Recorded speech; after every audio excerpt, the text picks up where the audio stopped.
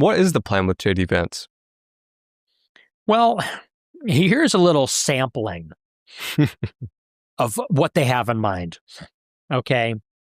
Trump gets shot in the ear in July 2024.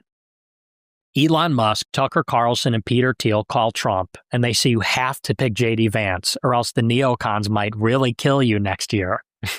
Weird timing, weird thing to say.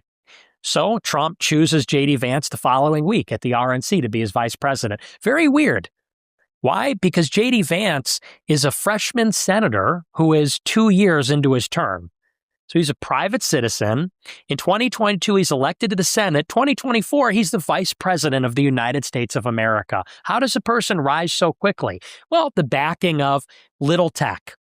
These disruptive defense tech companies like Palantir, Anduril, OpenAI, X, Tesla, the PayPal mafia, this group of billionaires, he's their guy, and they bought Trump. They fundraised for Trump to get Trump to pick him.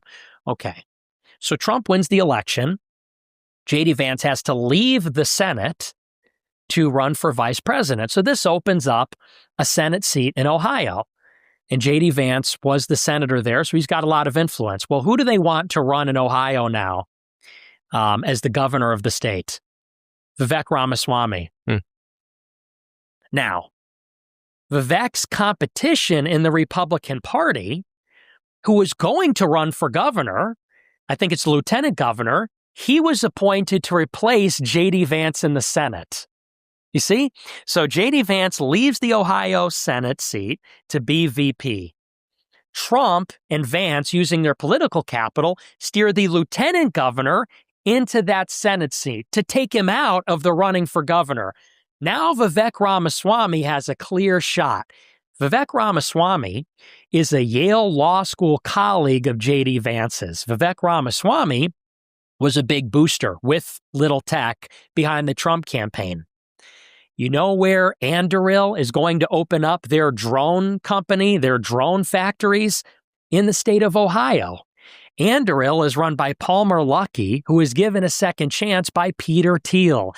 He's tight with JD Vance. JD Vance steered Peter Thiel's money into Anduril when he was working for Peter Thiel's venture capital company. You see how all this works? So Vance is VP. Vivek is going to be the governor of Ohio, and they're going to give Anduril favorable jurisdiction to open up their big drone factory with the government contracts from the Department of War, and they're going to do it in Ohio, where their guy is now running the state. This is how that kind of corruption works. Now, when JD Vance, well, this is their plan. When he becomes the president of the United States, they're going to give. You think AI is at a productivity boom right now? Wait until the U.S. military gets involved. The U.S. government is all in on the AI race against China. It's going to change everything in the economy, everything in the defense sector. It's going to change how wars are fought. Who is going to be the beneficiary of all that investment, all those government contracts? It's going to be whoever is friends with the president of the United States after the next election. So if JD Vance gets in, it's going to be Palantir, Peter Thiel, Alex Karp. It's going to be Anduril, Palmer Luckey. It's going to be OpenAI, Sam Altman. It's going to be Grok, Elon Musk, Tesla with their robots. That's the end goal. So it's really, one way you could look at it is a coup. This is their guy. They use Trump as a Trojan horse, or maybe another analogy, they let JD Vance draft behind him. And then once Trump is discarded as a lame duck, they'll anoint Vance.